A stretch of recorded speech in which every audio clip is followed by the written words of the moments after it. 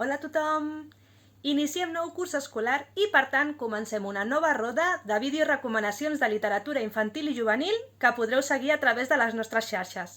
Les podreu veure cada dimarts de manera quinzenal, és a dir, cada 2 setmanes. Esperem que les gaudiu, que aprengueu moltes coses i, sobretot, que les vingueu a buscar a la biblioteca, ja que les hem triat d'entre tot el que tenim perquè sabem que són bons llibres i que us obriran la porta a altres bones lectures. Doncs res més, us deixem amb la primera videorecomanació, que ja veureu que està molt relacionada amb el projecte que hem començat de l'any de les rondalles.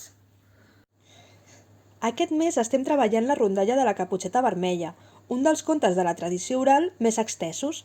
Les versions més conegudes són les de Perrault i la dels germans Grimm, però existeixen altres adaptacions del conte com aquesta, d'Aaron Frisch, i amb il·lustracions de Roberto Innocenti.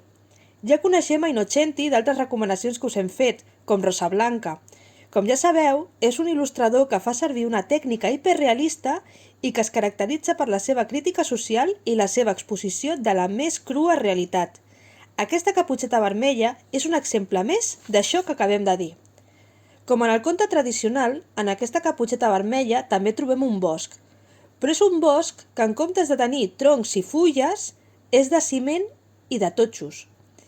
En aquest conte també hi ha una àvia que no es troba bé i a qui la Caputxeta Vermella, que per cert es diu Mireia, anirà a veure, travessant aquest bosc tenebrós al que podríem dir ciutat. Quan arriba al cor del bosc, un centre comercial, encara que recorda que la seva mare li ha dit que no surti del camí principal, ella es distreu amb el seu aparador preferit. I també, com en les versions que ja coneixeu, la Caputxeta es trobarà amb el llop. Com veieu, es tracta d'una versió del conte que, encara que no perd l'essència de la rondalla, és més propera a la nostra realitat que no pas la versió de Perrault o de Grimm. Una versió molt bona i molt dura de la Caputxeta Vermella que us recomanem. No us la perdeu!